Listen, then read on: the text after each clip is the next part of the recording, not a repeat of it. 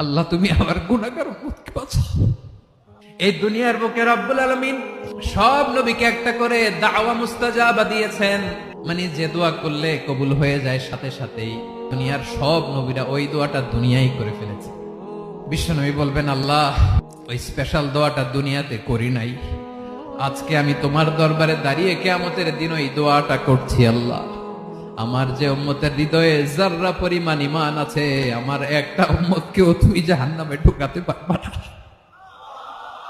বিশ্বনবী পাগলের মতো একবার হাউজে কাউসারে যাবেন, একবার সিরাতে যাবেন, একবার পুলসিরাতের দিকে, একবার হাউজে কাউসারের দিকে পাগলের মতো দৌড়াতে থাকবেন, তার কোন গুনাহগার উম্মত যাতে জাহান্নামে ঢুকে না যায়।